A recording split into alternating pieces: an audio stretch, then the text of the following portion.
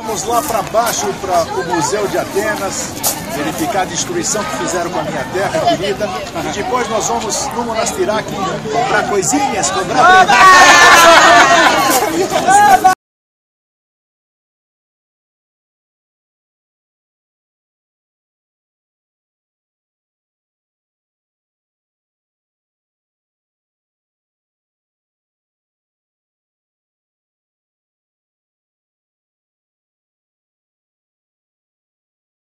Olá Floripa, olá Brasil, olá mundo, eu estou André Patunas e este é o programa Vida Inteligente, tendo o prazer de receber mais uma vez Dr. Eurênio de Oliveira Júnior, diretor de ensino da Sociedade Brasileira de Eubiose, que hoje vai nos falar sobre um tema geral. Hoje nós vamos, na verdade, nós vamos filosofar. Filosofar é o termo certo aqui, né? A gente sempre tem falado sobre alguns assuntos da SBE, ou do espiritualismo, ou da espiritualidade, ou do crescimento, ou teosóficos, tudo. Mas hoje nós vamos falar de uma forma geral, vamos ver alguns pensamentos de grandes pensadores e vamos ver o que eles quiseram dizer na sua essência, né? São frases... Eu sou um adepto, vamos dizer, um fanático por frases. Sempre compartilho diariamente. Quem está na minha rede social sabe, diariamente eu posto uma frase, ou um pensamento, ou um provérbio, alguma coisa, porque eu acho que o que é bom tem que ser compartilhado, e esse tipo de frases contém muito mais coisas, como nós vamos ver agora, do que simplesmente aquilo que está escrito secamente. Não tem a coisa muito mais profunda. Então, Eurênio, mais uma vez, obrigado por ter recebido o nosso convite aqui. Isso, é um prazer sempre recebê-lo. E eu gostaria de começar, vamos ver. Nós falamos aí, já que nós tratamos da linha eubiótica sempre, que é um dos grandes escritores que a gente sempre comenta dentro da eubiose, ou dentro do meio eubiótico, vamos chamar assim, é Santive de Alvidre, né? Que foi foi um grande escritor, um grande ocultista, posso chamar de ocultista, né? Sem dúvida, ele escrevia por intuição, né?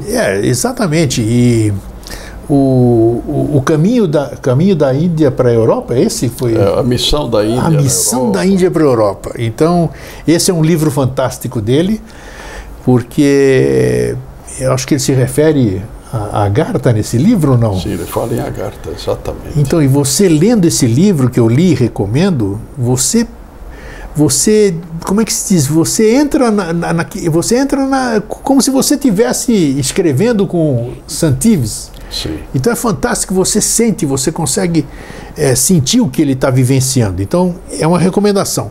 E ele escreveu outra grande coisa, que foi o arqueômetro, né, entre outras questões. Ele define, Eurênio, vamos começar por aqui, desse grande ocultista esoterista francês. Ele fala que Agartha significa, do ponto de vista dele, inatingível à violência, inacessível à anarquia. Eu já li, inclusive, eu não sei se você tem condição de responder sobre, Agartha escrita de diversas formas. AGA, HG, eu não sei se você sabe o que estou falando. E cada uma tem um significado diferente. Isso tem fundamento? Dizem que tem. Eu não pesquisei em profundidade. Você não pesquisou sobre isso, tá? Mas a maneira que nós escrevemos dentro da sociedade é Agartha. Inclusive tem a cadeira do professor lá, né? Do professor, com THA no final. THA, né? Sim. Porque Agar quer dizer alguma coisa e o final quer dizer um complemento. Mas esses dois aspectos da violência e da anarquia são fundamentais. O homem tem que se preparar, modificando as violências que ele tem, inclusive as violências contra si mesmo. E mais as anarquias, que são todos aqueles desmandos de organizar as coisas para que haja um processo hierárquico. Hierárquico quer dizer, hieros é sagrado, hierarquia é governo, governo do sagrado, ou seja, o mais sagrado em cima e o menos produtivo para a natureza eterna abaixo. São as passagens, né? Os indianos falam muito em passagens. Então, o homem, quando hierarquizar o seu processo de vida, ele vai, logicamente, dar mais atenção aos processos superiores, né? Então, isto faz parte. violência e anarquia. Anarquia é sem governo. Sinarquia quer dizer com governo. Sim. Quando é sem governo, é a vida de cada cidadão. A maioria, a grande maioria das pessoas são desgovernadas, que não sabem distinguir as coisas e praticam atitudes contra si mesmo e além de contra o semelhante. Você falou, num programa anterior que a gente conversou, Sim. Nós falamos sobre sinarquia e uma série de coisas. Alguns fragmentos, algumas pinceladas de sinarquia, né? O ser humano hoje, hoje ele não teria condição, né, de trazer onde eu quero chegar. Você acha, pergunta mais objetiva, você acha que a profecia do rei do mundo, uma coisa que a maioria dos eubiotas deve ter lido, ou de quem simpatiza com a escola esotérica, iniciática, você acha que a profecia do rei do mundo está próxima de acontecer ou está mais distante de acontecer? Porque ela, se você for lê-la ao pé da letra, você se assusta. Por mais que você seja, não se influencie por esse tipo de notícias, ela realmente é chocante. Como você vê isso? Ela está caminhando para que aconteça, porque de cada 10 mil seres, 9.999 estarão aloucados, alucinados, e um deles vai sair muito tonto do processo. É o caminho do desgoverno que está levando a isso, porque o desgoverno leva à violência, e a violência reforça o desgoverno, né? A cupidez, a busca de vantagem individual sem espiar o semelhante, porque a felicidade de cada um está muito condicionada à felicidade do coletivo. Sem dúvida, nós claro. temos que praticar em nós a felicidade para que outros também possam praticar neles, que recebam o exemplo da felicidade. Eu acho que justamente o trabalho esotérico dos seres que se dedicam ao processo do conhecimento das verdades que não estão tão à amostra, são mais recônditas em cada um, eles trabalham em muitos seres trabalham para isso. Isso está amenizando e quiçá evitar essa catástrofe humana. Não? Porque nós estamos falando sobre Santive, Dalveidre e Agartha, e a profecia diz que se acontecer a profecia, Agartha viria à superfície, né? Sim. Então, veja, nós temos que criar as condições para percebermos e participarmos do ideal agartino, ou seja, nem violência e nem desgoverno. Então nós vamos nos prepararmos para entender os valores da Agartha, que são os valores superiores. É o reduto do espírito. Porque espírito, todo mundo coloca o espírito distante, não, ele está completamente envolto com o processo material. Se não existir matéria, não existe espírito. Vou distinguir como. Sim, né? Ambos se completam, né? São unívocos. Dizem que são a mesma coisa em energias diferentes. Diferentes, em ciclagens, né? Hoje em dia falo ciclagem. Perfeito. Vamos seguir, porque nós temos muitos pensamentos aqui. Hoje eu trouxe colinha, porque isso aqui não tem jeito de não ter cola hoje aqui, né? Albert Einstein, grande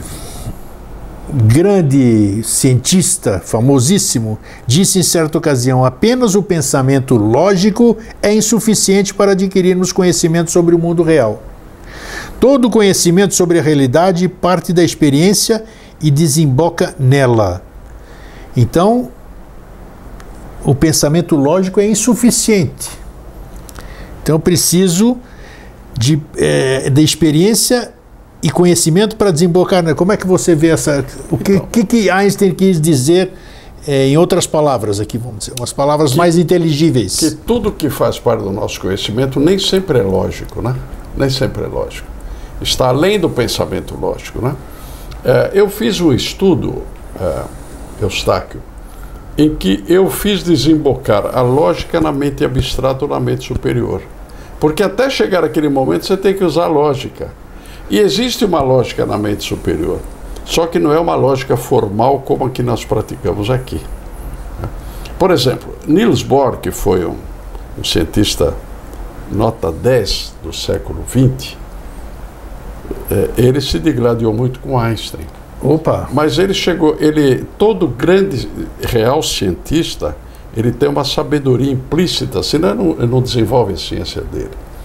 Ele disse o seguinte: o contrário de uma verdade profunda pode ser também uma verdade profunda. É duas verdades coexistentes, uma contrária à outra. Aí está a interpretação polar que nós damos às coisas. Se isto é assim, não pode ser aquilo. Na mente paradoxal, que transcende a lógica, você faz o convívio dos opostos. Então, isto é um exemplo da nossa vida. Você não pode ser sistematicamente um polo opositor a algum processo. Lao Tse diz o seguinte: responde inteligentemente até diante de uma provocação não inteligente. A inteligência tem que funcionar. Sempre, né? E ela é plástica, ela joga entre os dois caminhos. Os romanos diziam, in medio virtus, ou a virtude está no meio, está em conciliar o processo. Então o processo da vida é feito assim. Einstein quis dizer com isso que não é só a lógica que vai funcionar. Ele dizia, nas minhas experiências de busca científica, existe muito de transpiração, mas existe também um processo de inspiração. Sem dúvida, né? Sem dúvida. Você transpira muito porque você se bate naquele ponto, daqui a pouco abre um novo processo e você se inspira em ver que aquilo não é irreconciliável. Nada no mundo é irreconciliável. Esse debate entre homem e mulher, feminicídio, etc., são polaridades, são polarizações de processos internos mal resolvidos. Então existe agressividade. Eu aproveito isso aí que você está falando e quando eu converso com outras pessoas do nosso meio, vamos dizer, do meio esotérico, dessas pessoas que buscam, diz que todos esses fatos, todos esses horrores que nós estamos vendo, horrores no nosso modo de ver as coisas, né? É coisa comum de fim de ciclo. Fim de ciclo. Você coaduna dessa ideia? Eu acho que quem não consegue se conciliar consigo mesmo para depois tentar a conciliação coletiva, vira polo realmente extrema. Não fica do jeito que estava, fica muito pior do que estava, porque a oportunidade evolutiva é a todos. Então é aquilo que dizem, né? A semeadura é livre, mas a colheita é obrigatória. Sim. Sim. Você semeou sempre ventos, você vai ter tempestades no final do seu ciclo de vida, né? Então, eu acredito piamente que o processo é embólico. Se alguns sobem, quem não sobe, desce. Êmbolo. Ou você se depura e cresce, ou você está fadado a cair mais no processo da polarização, da oposição e da violência. Isso acontece. Então você concorda que, concordo que são que fatos de fim de ciclo. No processo, as chances foram dadas, o não aproveitamento ocasiona extremos piores. Puxa vida, então temos que fazer ou isso não acontecer ou acontecer mais brandamente. Mais brandamente, é a nossa função também. Falando nisso, vem aqui uma frase de Santo Agostinho, que é muito oportuna, que diz o seguinte: os milagres não acontecem em desacordo com a natureza, mas sim em desacordo com aquilo que conhecemos da natureza. Nós estávamos falando porque o que acabamos de dizer, essa mudança do ser humano, na verdade teria que haver um milagre, entre parênteses, né, para haver essa mudança de consciência tão rápida, tão brusca assim, para que. E aqui o que Santo Agostinho quis dizer com essa frase dele? Eu vou repetir. Os milagres não acontecem em desacordo com a natureza, mas sim em desacordo com aquilo que conhecemos da natureza. Sim.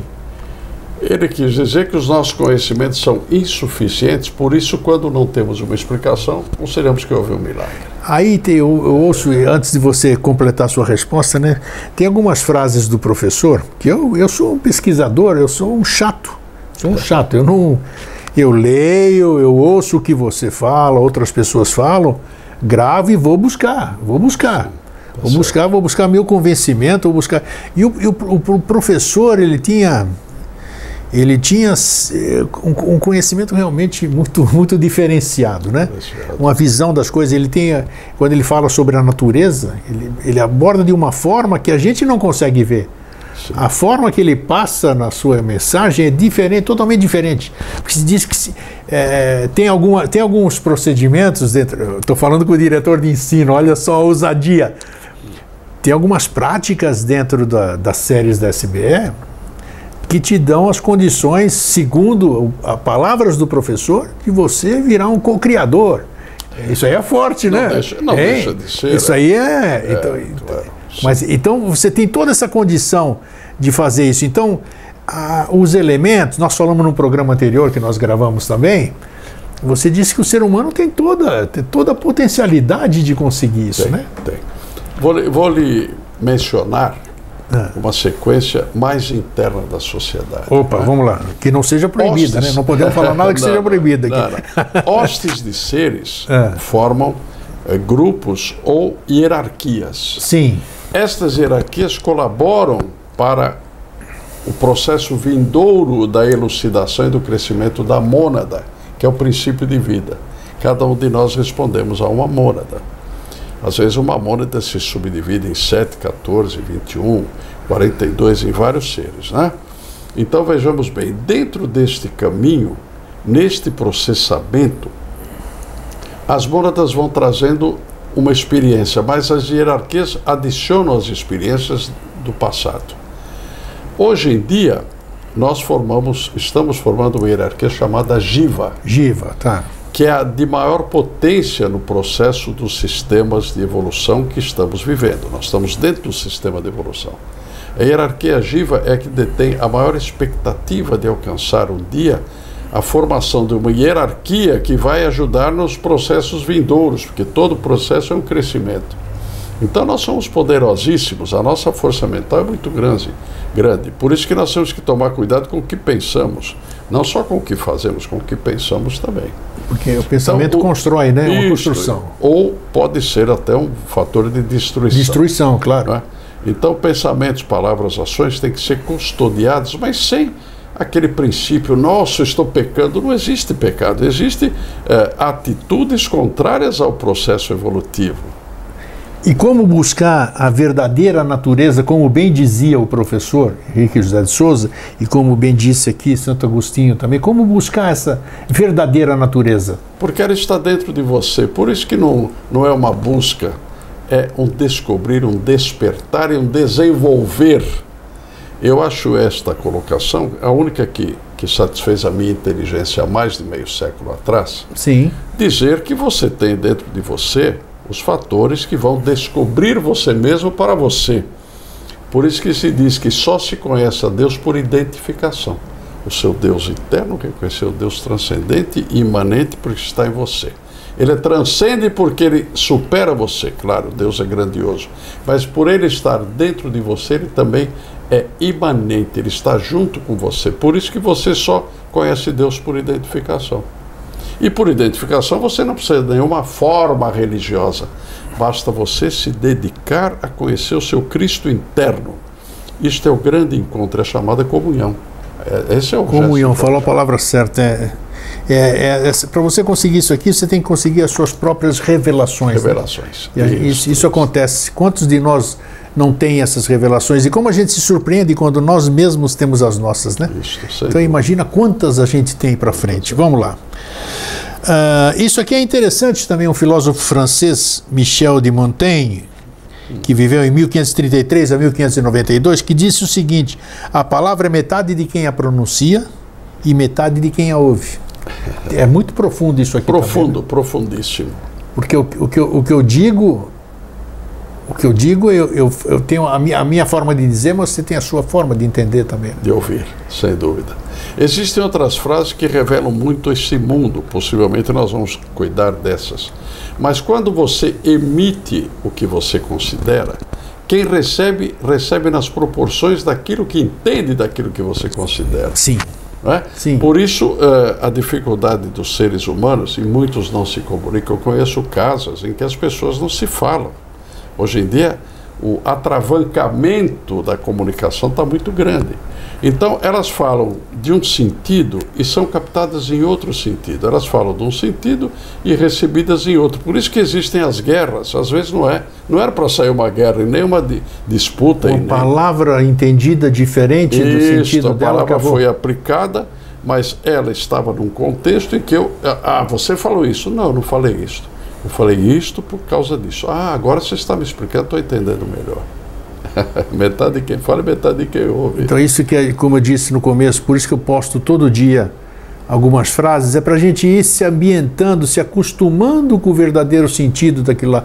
E como bem disse o Eurênio agora há pouco, cada um entende a sua maneira de entendimento. Sem dúvida. Ele quer dizer uma coisa, mas você vai entender... Você está ouvindo dentro daquilo que você perfeitamente está entendendo, né? O seu entendimento é também limitado. Então é ouvir, reouvir, reescutar, reler, relevar, sempre assim. E acima de tudo, educar-se e aumentar a sua cultura. Porque a cultura é que mostra que uma frase tem vários ângulos. Você tem que acrescentar a cultura. Cultura é tudo que se soma àquilo que você não conhecia.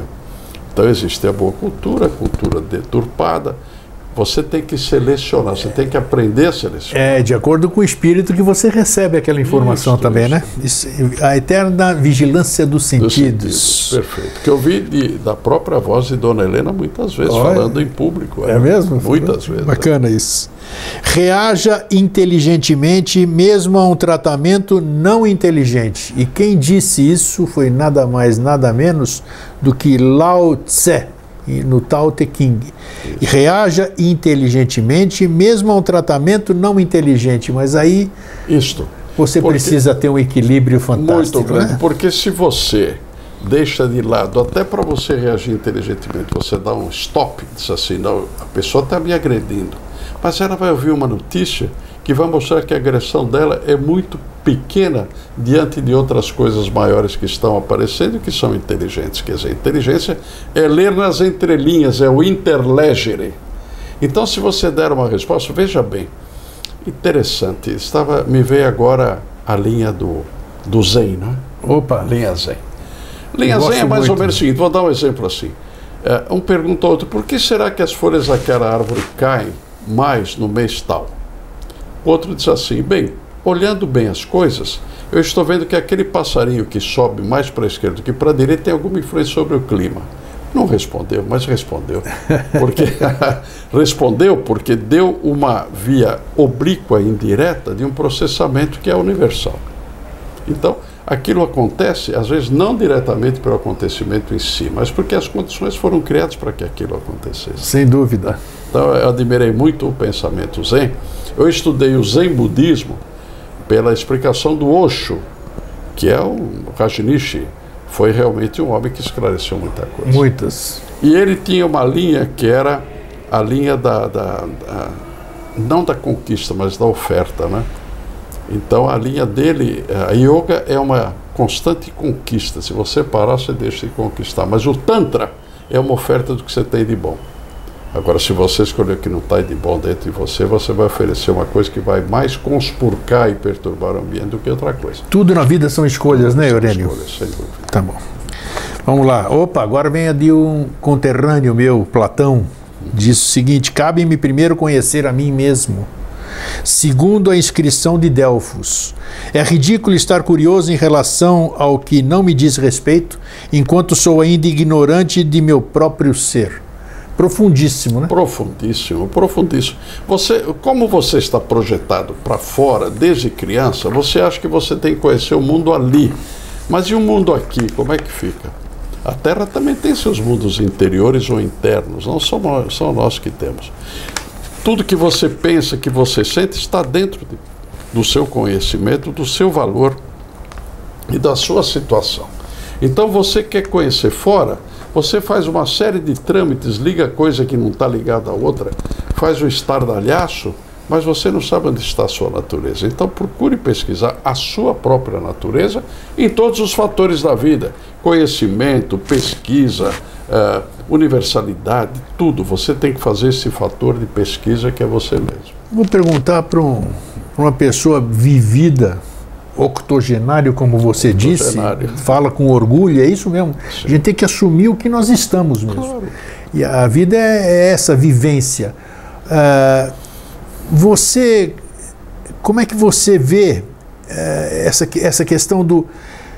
Por que as pessoas não aceitam o que todos esses filósofos religiosos, sábios, iniciados, adeptos, discípulos, seja lá como se chama, todo mundo diz que a verdade nunca esteve fora, sempre esteve dentro. Por que o ser humano ele tem tamanha resistência em fugir dessa busca, ou não acreditar que tudo que ele quer saber está dentro dele? Onde você, com a sua experiência, eu estou perguntando por Eurênio, na experiência de vida dele, por que você acha que essa dificuldade existe? Primeiro que eles acham que esses pensadores, esses grandes filósofos, falavam de sonhos ou quimeras, falavam de hipóteses, né? Porque eles, e cada um de nós, tem grande dificuldade de se olhar. Você precisa ter uma grande isenção e uma grande coragem para se olhar. Que você vai achar defeitos em você mesmo. A gente não se aceita, né? Não é possível que eu tenha esse defeito, mas você os tem, mesmo porque você os vivencia, você os pratica. Então a prática tem que ser modificada. A constatação e depois a modificação. A transformação é muito difícil, porque são hábitos que vêm de muito tempo e às vezes de outras vidas, né? Por isso que existe na sabedoria oriental o chamado painel de seda que mostra o coração do ser humano e as transformações às quais ele deve se submeter. São magias puras. Você veja, são grupos de chamadas nidanas ou skandhas, se quiser, são valores que você traz durante muitas vezes em comportamentos puramente humanos. Esta modificação do coração faz com que exista o crescimento ou desenvolvimento do pêndulo. O coração é o chakra cardíaco. Existe o pêndulo chamado, em sânscrito, vibhuti. Vibhuti, sim. Ali que residem os poderes reais da constatação dos céus. No vibhuti que estão os poderes do yoga, que eu já os estudei. São poderes extraordinários, né? Você se sentir tão enorme como o universo, ou tão mínimo como um átomo, são poderes que você sente em você. Mas depende dessa transformação. Então, os arcanos chamados menores, são os da vida, estão no coração. Os maiores estão no vibhuti. Por isso que os menores são em números de 56. Você tem 14 grupos de nidanas, ou situações de vivências. Cada um tem norte, sul, leste e oeste. 14 vezes 4 dá 56, são os arcanos menores. E você tem 7 atributos maiores que estão no vibhuti, que são trinos, porque tudo que é grande ligado ao céu é trino. 7 vezes 3, 21. E você tem estado de graça, que é o núcleo do vibhuti. Um ser que tem o poder de verificar a evolução de outro, ele constata uma luzinha azul pálida, brilhante no coração, quando está desenvolvendo exatamente o centro, que é o estado de graça. Esses seres que foram santos, eles às vezes apresentam iluminações no coração. Você vê, inclusive, as figuras que são pintadas desses seres, né? Agora veja bem, qual é a grande glória? Você atingir a imortalidade e sair da roda de nascimentos e mortes, né? Você sai do samsara, como dizia o árabe. Desculpe, o Buda, samsara. Então, se a proposta é essa, você não pode somente ser um homem santo de comportamento, você tem que ser também um homem que alcança uma certa sabedoria. Esses seres têm que somar a bondade ao conhecimento superior, porque muda o naipe da bondade. Você vai respeitar a evolução do seu semelhante e vai dar a ele somente aquilo que seja suficiente para ele entender a própria evolução. Como é que você falou que é o nome dessa prática do coração, que você disse no começo da conversa? A yoga do coração e o vibhuti, chama-se a transformação. A yoga do coração. Yoga do coração. Tá. Existe a yoga do coração. Independente de coisas da eubiose, existe. Sim, mas é um negócio muito sério. Não se pode fazer sem saber o que está fazendo. Certo. Vamos lá. Elogios de homens maus são insultos. Interessante isso, né? É verdade. Porque o indivíduo vai ter, se ele é um homem mau, ele vai te elogiar porque ele quer alguma vantagem. Portanto, ele está elogiando seu valor, mas se é a conveniência do elogio. Porque muitas pessoas se envaidecem independente de onde vem o elogio, né? Isso. Uma grande figura também, Abraham Lincoln, disse o seguinte: o ser humano quase sempre pode suportar a adversidade, porém, para testar-lhe de fato o caráter, dê a ele o poder. Quantas pessoas se transformam pelo poder, né? Muitas. Quer dizer, porque usam a força, não usam a inteligência. Eu hoje posso, então você vai fazer isso, você vai para lá, Não é assim. Você não pode dispor da vida dos outros, porque você tem força. Então, eu estava até na festa de 50 anos que o nosso presidente assumiu o grão-mestrado da nossa ordem interna. Eu estava dizendo a ele que o valor de um soberano não está na força, está na generosidade. E ele é um homem generoso. Eu já recebi várias generosidades. Então, eu fiz a ele uma apologia do valor que ele tem, de compreender que o outro tem que evoluir dentro do seu próprio caminho. Isso é bacana, né? Isso é bonito. É generosidade. Vamos lá. Simplicidade é a coragem de abordar o essencial. Quem escreveu isso foi Helmut Narr, matemático e administrador alemão. Simplicidade é a coragem de abordar o essencial. É a coragem e também o trabalho da inteligência, porque você, quando resume em poucas coisas algo que é grandioso, você tem o poder da síntese, e esse poder é importante na comunicação, que quando você dá síntese, a pessoa que capta a síntese irradia para tudo aquilo que ela conhece ligado à síntese. Portanto, ela está permeando em si o processo que está sintetizado.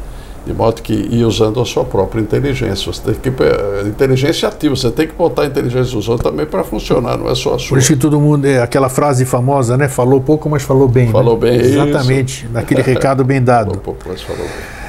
Samuel Taylor Coleridge, poeta e filósofo inglês, disse o seguinte: mente nenhuma é de fato bem organizada se for deficiente em senso de humor.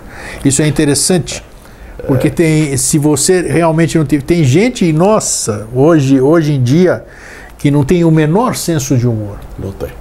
E quando você ri, além das suas endorfinas virem à tona, você reacomoda o processo, você dá a ele uma folga para ele próprio se ajustar. Não é rir como escárnio, é rir e dizer, caramba, eu cheguei nesse ponto, era a confusão que eu me arrumei. Sim, sorrir. Puxa, aquilo dá um alívio muito grande, né? Diz, inclusive, isso aí é provado cientificamente, né, que você sorri, você usa muito menos músculos do que a sisudez, né? Exatamente. Então vamos ser econômicos, né? O princípio de economia. É isso. O segredo é não correr. Essa é bem conhecida, né? Mário Quintana, nosso ilustre Mário Quintana, poeta gaúcho. O segredo é não correr atrás das borboletas, é cuidar do jardim para que elas venham até você. Isso é profundo demais. Profundo demais. Você não é só você pensar na borboleta em si. Por quê? Quem não adora a figura da borboleta? Sem elas dúvida. São coloridas, elas são leves. Então, se você criar um espaço... A ambiência. Virão as borboletas até você. Você disse uma coisa importante na nossa conversa de permeio, que vem muita pancada também, porque as pessoas têm inveja, etc. Mas as coisas boas vêm, elas vêm naturalmente, você convive com elas, né? Então eu acho que essa frase é extraordinariamente verdadeira. Então, para tudo que a gente quer, nós temos que preparar a ambiência. Isto. Às vezes você quer receber alguém, mas a sua casa está uma bagunça. Né? Então, como é que você vai receber? Melhor não receber. É melhor não receber, exatamente. Então, tem que preparar. Então, prepare. Você quer receber borboleta? Prepare o seu jardim. Sim. Olha que bonito também, Oscar Wilde. A única obrigação que temos com a história é a de reescrevê-la. A história tem muita história embutida, que foi a versão que deram por uma conveniência qualquer, até para se satisfazer. Veja o que eu vi naquele acontecimento, tem mais isto, mais aquilo. Não, isso foi o que você imaginou, né? Eu tenho um amigo que fala muito isso aí. Os evangelhos falando do Cristo foram escritos séculos depois. 70 anos depois. Então foi por conversa que isso décadas depois, Não foi os que viveram com Cristo aprenderam as coisas e ficaram em silêncio, porque é o silêncio que faz crescer o entendimento, não é? Senão vira um boquirroto qualquer um pode ser. Agora, você curtir aquilo, pensar em cima daquilo e saber expor aquilo que aconteceu com precisão, sem emoções e com pouca mente, entra no caminho da simplicidade, as pessoas entendem melhor. E outra e Oscar Wilde aqui diz muito bem, outra coisa que a história foi contada de acordo com a conveniência de muita gente. Sem dúvida. Então hoje nós propagamos coisas que são totalmente de mentira.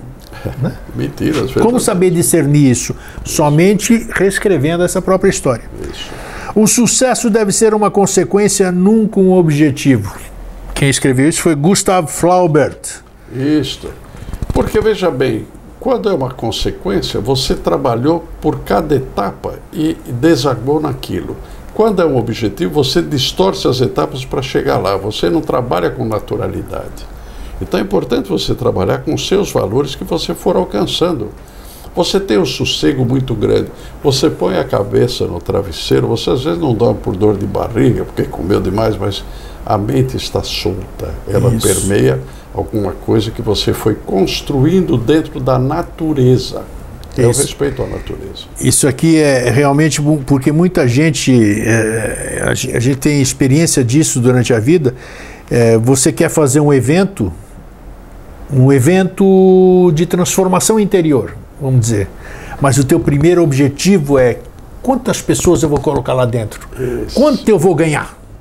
Isso. Você não está querendo saber do conteúdo programático, está no texto, mas a sua primeira intenção é quanto vai ser a receita, quantas pessoas você vai colocar. Você está fadado ao insucesso. Por isso que nós, um caminho muito mais curto do perfeita, que por isso que a gente vê hoje a maioria dos eventos se esvaziando. Por quê? Porque a intenção fere. Bom, tudo bem, dá para ficar claro qual é o objetivo. Vamos lá. Vamos falar agora, já falou aqui? Não, é esse aqui. Um texto budista, que é muito, adoro o texto budista. O mestre na arte de viver faz uma pequena distinção entre seu trabalho e sua diversão, sua atividade e seu descanso, sua mente e seu corpo, sua informação e sua recreação, seu amor e sua religião. Ele dificilmente sabe qual é qual. Ele simplesmente busca sua visão de excelência em qualquer coisa que faça, deixando que os outros decidam se ele está trabalhando ou se está se divertindo. Para ele, ele está sempre fazendo ambos. Esse é um texto zen budista, como você me disse. Sempre tem uma história, uma sabedoria dentro disso. Né? Sempre. Então, este ecletismo da mente dá as tréguas que ela precisa para entender mais daquilo que ela está pesquisando, e dá também, quando ela pesquisa e fala uma coisa séria, a oportunidade de pedir de intermeio aquela folga, porque tudo trabalha em planos de ação e reação. Assim como o coração, né? São pulsações que enchem o coração de sístoles e diástoles. Tudo no universo funciona assim. Exato. Inclusive o conhecimento. Inclusive aqui, lemos como há pouco, não existe coincidência, é tudo causalidade, uma palavra que eu aprendi aqui nesses 14 anos de convivência com a SBE, que é exatamente aqui o que o mestre faz, aqui acabamos de ler esse texto, você enxerga isso aqui também de acordo com o seu estado de ser, com o seu humor, que a gente falou, às vezes você está... Sem dúvida, ele está dizendo. Ele está passando uma alegria e você, naquela sua sisudez, você fica invocando. Quando eu entrei na faculdade em 1959, há uma solenidade, havia pelo menos na São Francisco, né, Faculdade de Direito, você recebeu um diploma de burro. Todos os calouros recebiam um diploma de burro, um diploma impresso, e havia uma frase em latim: ridendo castiga timores. É rindo que nós castigamos os costumes. Os costumes nos massacram, mas a gente dá risada deles, eles ficam castigados. Sim. É isso, então é uma forma de se fazer humor. Tem sentido. Há homens que lutam um dia e são bons. Há outros que lutam um ano e são melhores. Há os outros que lutam muitos anos e são muito bons. Mas há os que lutam toda a vida. Estes são os imprescindíveis. Quem proferiu isso foi Bertolt Brecht. Brecht, isso. Bonito, profundo também. Profundo. Então, veja bem, você nunca pode arriar as coisas que você está fazendo se elas têm valor e significado para você. Então, você batalha e nunca tem que desistir, né? Não. Eu tinha um amigo que dizia o seguinte: o mocinho nunca desiste.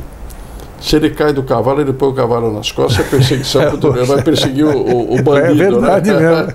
Então, essa frase é muito significativa, e eu acho que a nossa tenacidade em perseguir o que nós consideramos que é de valor na vida tem que ser feita assim.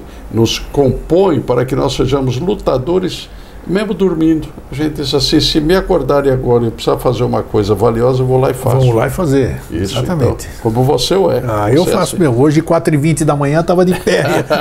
Você é assim, isso mesmo. Embora ninguém possa voltar atrás e fazer um novo começo, qualquer um tem o direito de fazer mudanças, recomeçar e fazer um novo fim. Legrand. Isso aí eu já ouvi muitas vezes. Aliás, quem parafraseou Legrand foi o Chico Xavier. Ele diz uma coisa muito parecida. Parecida, exatamente. Então, veja, o começo nós não temos como agir porque foi no passado, mas reformular o que temos e fazer um novo fim, ao invés de morrermos angustiados, podemos morrer em paz, por exemplo.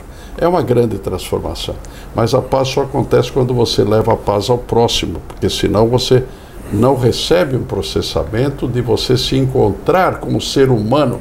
O humanismo é tão necessário, a solidariedade, a empatia, que é o caminho da simpatia, porque tem a antipatia, que é o contrário da simpatia. Sim. Ou seja, você ser um ser pernicioso no contato com o seu semelhante, seja sempre, no pior das hipóteses, neutro.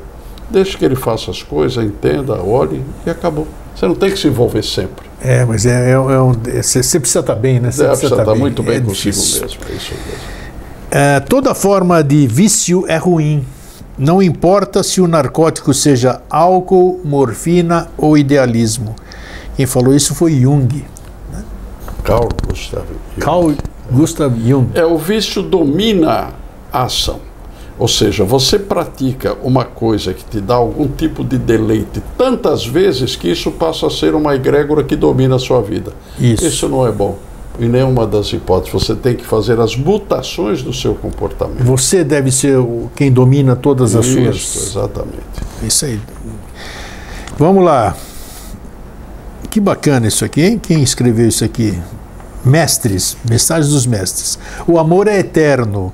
O amor não acaba quando a relação termina. O amor não acaba nem mesmo com a morte física. O amor em si permanece, mesmo se o ser amado morreu. Visualize essa pessoa e envie para ela pensamentos e comunicações positivas.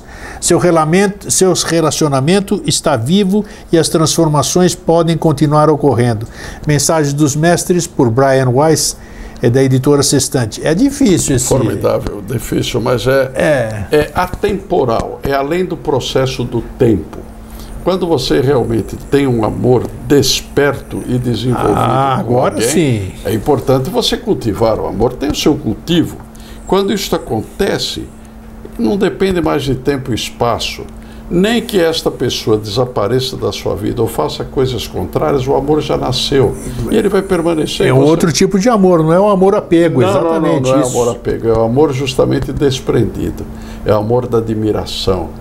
É o amor do cultivo da concórdia, verdadeiramente. Tem vários níveis de amor. Que dificuldade que a gente tem, né? O ser humano tem de vivenciar o amor, né? Ou de descobrir o que é o amor, né? A gente fala tanto. O amor não se define, ele se expressa, né? Ele não tem propriamente os componentes para você descrever. Exato. Ele é um estado de ser que você passa a ter e passa a desenvolver ou desempenhar pelas afinidades positivas, porque os bandidos também têm afinidades. Claro que tem, claro que tem. Eles não vão desenvolver amor, vão desenvolver contratempos, ódios e represálias. E só a construção é que realmente desenvolve verdadeiro amor. Olha, quem fez isso aqui, já disse isso aqui algumas vezes, né? A gente não deve, aprendi aqui também, eu sempre digo que eu aprendi, né? De antropomorfização da divindade. A gente nunca deve fazer isso para dar uma forma humana a isso, mas a coisa, quem criou isso aqui, olha, foi inteligência pura, né? Porque a gente não consegue chegar. São tantos porquês, são tantos questionamentos. A coisa podia ser tão mais simples, né? E é complexa demais. Sim. Ou então é tão simples que a nossa complexidade não consegue ver. Você falou tudo, você inverteu. Inverteu. Justamente quando a gente consegue simplificar, a simplificação tem que ser uma decorrência do entendimento, que se ela for colocada antes do entendimento, ela vai complicar as coisas. Ela vai, então isto é isto, não. Isto é a soma de tudo isto que deu como resultado o seu denominador comum. Eu acho que um compatriota meu também, o Arquimedes, anos atrás, sei lá quantos milhares de anos atrás, quando ele disse o Évrika em grego significa descobrir. E ficou Eureka, né? Eureka. Então, realmente assim é quando a gente descobre alguma coisa, quando a gente tem um sentimento, quando a gente experiencia alguma coisa, é um regozijo no nosso ser, que é uma coisa louca. Interno, né? É uma festa. Exatamente. Você não sabe nem descrevê-la, mas você está bem, você está tranquilo. E a gente sente tanto prazer quando a gente galga um passo, que isso aí devia ser algo contumaz e a gente não consegue não que isso seja contumaz. Não consegue. Vamos lá. Da comunidade dos alcoólicos anônimos, olha que interessante. O 12º dos 12 passos ou 12 tradições. O anonimato é o alicerce espiritual das nossas tradições, lembrando-nos sempre da necessidade de colocar os princípios acima das personalidades. Vou repetir onde isso foi proferido. É o 12º dos 12 passos ou 12 tradições dentro da comunidade dos alcoólicos anônimos, que são seres, são pessoas que nem eu, que nem você e que tiveram problemas e estão tentando conviver com esse problema. O anonimato é o alicerce espiritual das nossas tradições, lembrando-nos sempre da necessidade de colocar os princípios acima das personalidades. Sem dúvida. Veja bem, anonimato, é tão importante o anonimato. As pessoas que realmente querem colocar a espiritualidade deveriam se tornar anônimas. Mas se elas se tornam anônimas, elas não são sequer reconhecidas. Então é necessário aparecer. Mas o princípio, ou seja, aquilo que gera a importância de fazer a coisa, tem que estar acima da personalidade. Se a personalidade assume aquilo lá e diz assim, olha, quem está fazendo isso sou eu, está saindo assim porque sou eu que faço. Então a personalidade tem que ser deixada. Eu peguei esse princípio porque eu trabalhei numa comunidade de alcoólatras. Eu nunca fui alcoólatra, mas o médico que me levou tinha sido alcoólatra. Sim. Ele se libertou do alcoolismo e pediu que eu também desse um caminho, indicando alguns pontos da espiritualidade. Eu trabalhei com eles, são notáveis, são homens de uma resignação que estão lutando ferozmente contra o vício, e este médico dizia que o problema era genético. Eu disse, não é só genético, também são as afinidades e as ligações e as oportunidades que você dá para algumas energias transitarem por você. Não, Irene, é só genético. Eu falei, não é, vamos conversar mais. E ficamos os dois nos digladiando. Ele tinha as razões dele, eu tinha as minhas, né? Então, foi os alcoólicos. Me lembra isso aqui também, essa questão da frase dos nomes. Na década de 50, eu que milito há 58 anos aí na ufologia, né? Sim, discos voadores, essas coisas. Mesmo. Um dos livros, Contato com Discos Voadores, do Dino Kraspedon, que era o pseudônimo do Sábado de Notos. Sábado de Notos. Num trecho daquilo lá, de um pretenso contato de um comandante que estaria conversando com isso aqui. Vamos usar o campo do pretenso. O Sábado de Notos pergunta para o comandante dessa nave, como é o seu nome? E o comandante responde para ele, eu não tenho nome. Nome é um atributo da personalidade. Veja só, verdade ou não interessa, mas a resposta foi fantástica. Nome é um atributo da personalidade. Hoje eu posso me chamar fulano, mas amanhã eu estou diferente, eu vou me chamar outra coisa. Olha que fantástico isso, né? E uma outra questão que eu vi, você também deve ter percebido ao longo da nossa vida, você foi um homem público, eu também sempre fui um homem público, palestras e tudo isso aqui. Então quando eu ia ler alguma mensagem, ou eu falava alguma coisa bonita, ou eu levava algum texto escrito, antes de eu começar a ler, alguém na plateia perguntava, quem foi que escreveu?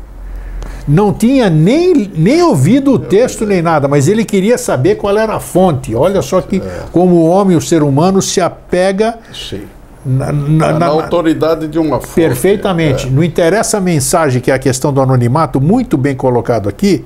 Então, antes de ouvir, ele quer saber não, porque vai ter credibilidade maior. Se for Zé da Silva, não vale nada. Pode ser a mensagem mais linda do mundo. Agora, se for Francisco Cândido Xavier, que coisa linda. Pode ser até uma... se desliga do conteúdo, né? E quer saber o continente. Continente é o que está fora, o conteúdo é a essência. Né? Exatamente. Então, veja uma coisa, você lembrou agora do Sábado de Notos, ele é um pseudônimo, ele se autodenominava Agartino Félix. Aladino, Agartino, inclusive, ele usava o termo de Agartha, né? Ele era muito estranho, tinha os olhos bem claros. Isso, ele era esquisito, É esquisito. Aladino Félix também chamava, Aladino, né? Aladino, exatamente. Tá bom, é bom ter gente da nossa geração aí que ele lembra disso. Né? Vamos lá. Deixa eu ver aqui, Mestre Moria, que nós falamos no outro programa aqui, assim como a busca da bebida alcoólica e do ópio, ela cresce quando é atendida, Se você não puder ficar satisfeito sem fenômenos, nunca aprenderá a nossa filosofia. Isso aqui será que é a Carta dos Mestres? Isso aqui, essa passagem dele? Isso eu encontrei nas Cartas dos Mestres de Sabedoria, numa passagem que era a Mensagem dos Mestres. Sim, saiu interessante isso. É interessante, porque ele diz o seguinte, né? Se você ficar preso ao fenômeno, você não entende a filosofia. Não entende nunca. Nós temos que nos empolgarmos, é claro que eu estou sentado aqui com você, se um disco voador se materializar, eu fico encantado. Mas é isso que desvia a nossa meta, que é informar o público de fatores que nos levem a uma filosofia completa de mutação. Né? Sim. Então o fenômeno, a bebida alcoólica, o ópio, etc., são distrações que você pode até tê-las, mas voltar ao senso de que o conjunto tem que funcionar harmonicamente. Sempre a harmonia é importante. Usar como muleta, né? Vamos dizer, durante um certo tempo eu precisei disso aqui, eu fui escravo disso, mas chega uma hora que a gente precisa andar sem nada, né? Então tá bom, vamos lá. Quando ouço Pedro falar de Paulo, essa é boa, entendo mais de Pedro do que de Paulo. Quem falou isso foi Sigmund Freud, mais uma vez. Isso. O que ele quis dizer com isso, Eurênio?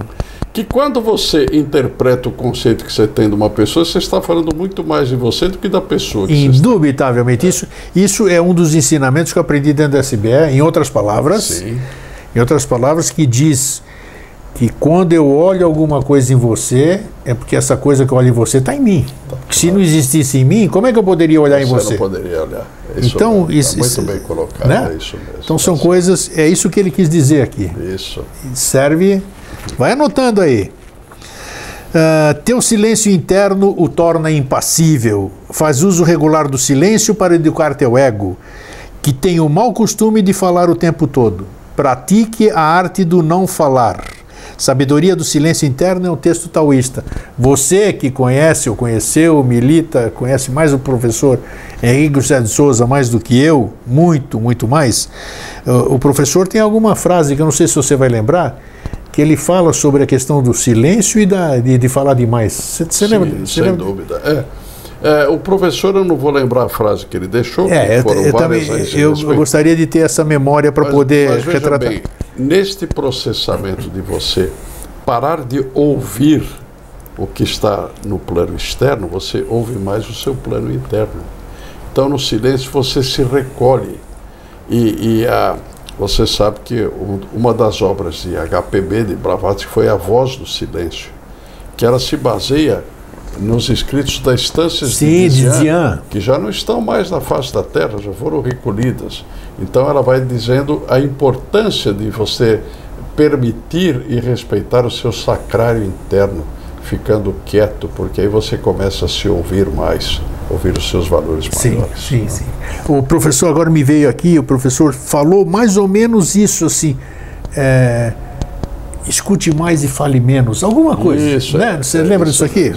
Mas em síntese é esse o recado. E que o professor me desculpe de eu não ter lembrado aqui. O maior segredo sobre Deus é o próprio Deus. Ele espera para se comunicar comigo de tal maneira que nunca posso expressar para os outros, nem mesmo pensar sobre isso de forma coerente. Devo apenas desejar obter isso em silêncio. É por isso que procuro deixar de lado todas as coisas. Volto para a primeira frase de Thomas Merton, que proferiu esse texto. O maior segredo sobre Deus é o próprio Deus. O que ele quis dizer com isso? Por isso que é o seguinte, né, Patunas? Deus só se revela a quem o respeita e a quem se dispõe a ouvi-lo na plenitude do que ele fala com você. Porque Deus não vai dizer coisas só que te agradem, vai dizer coisas, é questão do processo intuitivo, né? Como que você sabe, um dia me perguntaram numa palestra, como é que eu sei que é intuição o que eu estou tendo? Eu falei, olha, boa. Existem algumas desconfianças de que pode ser uma intuição. Primeiro, a intuição não fala necessariamente para te agradar, ela fala com isenção. Depois ela te esclarece de um processo muito mais amplo do que aquele que você está em dúvida. Em terceiro lugar, ela é suave. A voz de Deus é muito suave. Eu já ouvi a voz de Deus quando eu tinha meus 30 e poucos anos. Ele indaga você com suavidade. É uma voz que conversa, é uma voz interior que você tem. Então, veja bem, esse é um processo intuitivo. O processo intuitivo é suave. E ele é completamente isento das suas preferências. Ele vai dizer exatamente o que é melhor para você naquele momento. Então, são desconfianças. A alma, às vezes, se traveste de intuição e não é intuição. A alma tem várias traquinagens que ela faz, tudo para manter o status que ela está vivendo, que está sendo prazeroso para ela. Você que foi juiz, né? E trabalhou como juiz de direito, eu acho que não existe pior juiz do que a nossa consciência. Não existe. Ela é cruel mesmo. Ela é cruel. Porque você tem que estar em acordo completo com o que ela te diz. E sempre que você a contraria, você sofre as consequências. E eu acho maravilhoso, por exemplo, eu acho maravilhoso que exista esse juiz em mim, sim, porque ele me chama atenção. E mas é claro. ele é cruel mesmo, porque ele te chama para certas coisas, mas isso que você dá crédito a isso. Usar o discernimento, né? Isso. A intuição boa, você estava falando de intuição, como é que eu sei se a intuição é minha, se é boa? Usa o discernimento, primeira coisa. Claro. Se refere, cabe para mim mesmo? Isso aí cabe... Porque às vezes a gente sofre influências do meio, né? Como dizia... Sem dúvida. São as correntes todas, né? Isso, e veja bem, eu sempre, como eu ingressei na carreira já sendo da eubiose durante muitos anos, eu com o tempo distingui a lei do direito e da justiça. As minhas decisões, por uma responsabilidade pessoal, eram voltadas para a justiça. Às vezes o direito e a lei diziam coisas diferentes, eu julgava de acordo com a justiça. Ótimo. Comparando as coisas, dizendo, aqui nesse caso, adequadamente, a melhor solução é esta. Sem dúvida, que bom. É ser justo, né? Justo, claro. Ser justo dentro da lei. O conceito mais elevado do Perfeito, direito muito é a bonito. justiça. Uma frase que a maioria de nós conhece, né? Não há religião superior à verdade. Isso é um dístico adotado pela Sociedade Teosófica, fundada em Nova York, Estados Unidos, no seu emblema. Na verdade, não foi fundada em Nova York, né? Ela foi fundada em Adyar, na Índia, né? Não foi? Não, ela foi fundada em Nova York, depois ela foi para Adyar. Ah, foi para... inverti então a coisa. E esse é o slogan, né? O lema da Sociedade Teosófica Brasileira, né? Que é não há religião superior à verdade. Eu acho que é uma frase perfeitamente verdadeira. Né? E, portanto, quando você quer e tem necessidade de uma religião, você pode estar se distanciando da verdade. Sem dúvida. Você faz uma eleição de uma fração ou de um pedaço, ao passo que a verdade é o todo. A verdade é a espiritualidade. É essa que deve prevalecer. Então, não há religião maior que a espiritualidade. Então, qual é a sua religião? A verdade. Isso aí, é a verdade. Até você se tornar consciente, o inconsciente irá dirigir sua vida. E você vai chamá-lo de destino. Olha só podia ser frase do Carl Gustav Jung de novo. Sem dúvida.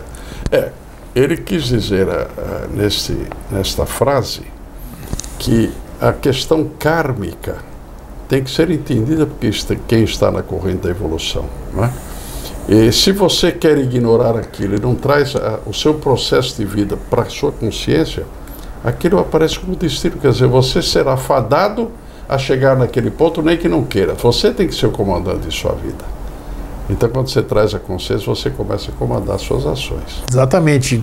Aquela perguntinha que nós esotéricos fazemos assim, como é que vai ser o seu amanhã? Não sei, não está escrito, mas quem é que vai escrever? Você mesmo, né? Você mesmo. Você que vai escrever, então você vai determinar.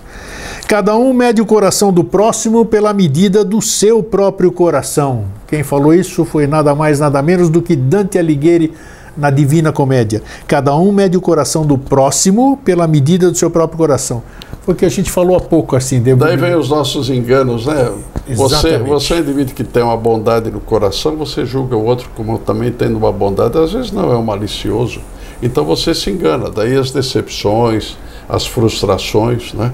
Então nós temos que ter a maleabilidade de dizer que nem todos os corações são medidos por mim, na minha medida. Tem corações de vários naipes, tem acontecimento. Então nós temos que flexibilizar a visão que temos. Não é encontrar malícia nos outros, mas é dizer que eles podem ter fatores que estão distorcendo aquilo que você esperava deles. Sob a nossa ótica. Sob a nossa ótica. Sempre vigilantes, né? Sempre vigilantes. Os estudos sobre os pontos ocultos da vida não podem ser diletantes nem obsessivos. Quem falou isso foi o Dr. Eurênio de Oliveira Júnior. Então, vamos lá. No diletantismo você navega por pontos que você talvez não precisasse nem navegar. E pela obsessão você cria fatores de fanatismo, de religião fechada. Então os pontos importantes não podem ser diletantes nem obsessivos. Você tem que encontrar o termo certo para entronizá-los na sua vida de desempenho. Equilíbrio sempre, né? Sim. Outra frase do Eurênio. Mas legal, porque a gente vai escrevendo, todos nós assim, temos insights, escrevemos essas frases e é bom compartilhar. Cultura pura é aquela que não vem contaminada por um direcionamento que a desvia ou restringe. Sim, sem dúvida. É ver a pureza de como as coisas são mesmo. Não você pegar algo inoculado com uma variante que impede de você enxergar a pureza do que está sendo dito, né? Então, se você tira as impurezas de uma cultura, que são intenção, opinião, etc., você começa a ver a cultura como ela te traz um elan de crescimento. Então, a cultura, aí ela pode ser considerada pura. Maravilha. Porque a cultura é muito pouco pura, diga-se de passagem. Mas, mais uma vez aqui, ó, uma frase que fala sobre a simplicidade. A simplicidade é o último grau de sofisticação. Leonardo da Vinci, olha quanto tempo que ele viveu atrás, né? Você precisa ser muito sofisticado para dizer uma coisa simples, ou seja, você já pesquisou tudo aquilo e conseguiu resumir uma frase inteligível, quer dizer, que as pessoas entendam a síntese daquilo tudo que você oferiu. Isso é a capacidade de ser simples mesmo. Sim. Mais ações... Não, primeiro, vamos lá para a frase do Osho, que ele citou Osho hoje. O Rajneesh: a crença é da mente, do pensar. A confiança é da não mente, da percepção, do entendimento. É Osho escrevendo sobre a inteligência. Sim. Então, veja bem, percepção, né? Eu estou olhando para essa câmera, mas eu estou vendo sua câmera, tem a visão periférica. Eu vejo o armário, vejo a sua presença, mas estou olhando para lá. Então a periferia é aquilo que você desconfia que está entendendo e percebendo. Esta percepção é que vai te levar à escolha real das coisas. Então é importante você dar atenção às suas percepções. Eu fui fazer estudo da percepção. Tem várias vertentes em percepção científica, deram vários nomes. A percepção não é isto, é o que você percebe além da visão. Você está olhando ali, você está percebendo toda uma periferia. Isso. É esta que vai te levar a escolher certo muita coisa. Isso é isso. Você pode fazer, nesse momento que nós estamos aqui, você está nos assistindo, se você não mudar o seu foco de vista, você não será capaz, aposto com você, de descrever o que tem ao seu redor. Você não consegue, porque você não percebeu. É isso que o Eurênio acabou de dizer. A gente vê, mas não percebe. Aqui no ambiente, o Eurênio está vendo agora, falou da câmera, o armário e eu. Mas tem um monte de coisas aqui que, pelo nosso ângulo, nós não conseguimos perceber. Sem dúvida. Né? Então a vida é assim. Isso aí são detalhes que a gente tem que levar para o nosso cotidiano. Vamos lá. E olha, isso aqui é complicado, hein? Quem ama os butas, vai aos butas. Quem ama os pitres, vai aos pitres. Mas somente os que amam verdadeiramente a mim é que vêm a mim. Isso está escrito no Bhagavad Gita. Isso. E butas são formas densas, vagas ou filamentosas. E os pitres são os senhores pais. O que é isso? O que quis dizer isso aqui? Então veja, você pode eleger um simulacro, um fetiche, como alguma coisa de importância que não tem. E depreciar a sua visão do espírito de verdade, porque o espírito de verdade se revela a você, ele não tem forma, ele não tem perspectiva, Sim. Não tem nada. Então, se você ama formas menores, você vai adorá-las. Se você ama os senhores que ajudaram a construir o mundo, mas que não são Deus, você vai adorá-los. Mas só quando você realmente reconhece a sua essência e passa a ter uma ligação com ela, é que você vai chegar na forma certa, que é reconhecer Deus. Bacana, olha aí. É praticar, é pensar, é ouvir, reouvir. Então é a prática, é o desejo, é a vontade, né? Vontade. Então vamos lá. E vamos encerrar aqui, peraí, deixa eu ver. Não, tem aqui. Acho que aqui não tem autoria, mas vamos lá. Cada um age em conformidade com a sua natureza. Também o sábio procura o que se harmoniza com a sua própria natureza, de acordo com aquilo que é o mais alto do seu caráter. Ninguém pode escapar às leis naturais. Lembra-te que é melhor cumprir a própria tarefa, ainda que seja humilde e insignificante, do que querer fazer a tarefa de um outro, por mais nobre e excelente que seja. Acho que é do Arjuna, né? Isso aqui tudo. Isso é também do Bhagavad Gita. Sabe também, ó Arjuna, que eu aceito toda oferenda que se me faça com amor, seja uma folha, uma flor, uma fruta ou apenas gotas de água. Eu não olho o valor da oferenda, mas olho o coração de quem a faz. Isso. Importantíssimo, Que né? é a sensatez e a sinceridade que se deve ter ao praticar os atos mais relevantes da vida. Que senão não vale absolutamente Não vale nada. Nada. Né? Exatamente. Trata-se de pura hipocrisia. E nós vamos encerrar aqui com uma frase de Mahatma Gandhi: não há caminho para a paz. A paz é o caminho. Isso. Nós não temos que procurar encontrar naipes que levem à paz. Nós temos que ser portadores da paz. Paz, sabe que paz é conquista, não é deixar. Né? Eu comprei um livreto fora do país em que tem as frases de Mahatma Gandhi sobre a paz. Olha, e a paz bacana. é chegar a um ponto de paz. Não é entregar, quer dizer, eu sou pacífico. Não, mas você não está em paz. Você tem que ser a própria paz. Você é o representante, o naipe correto que é paz. Então, não existe caminho para você chegar lá. Você tem que ser a paz. Você sendo a paz, você é o próprio caminho. Bacana isso, né? E ele é uma... Não, e ele foi. Foi a representatividade da paz em si, né? Porque ele sempre... Ele conseguia... Ele não conseguia se alterar. Provocavam ele de monte, né? Puxa vida, e ele sempre naquela postura.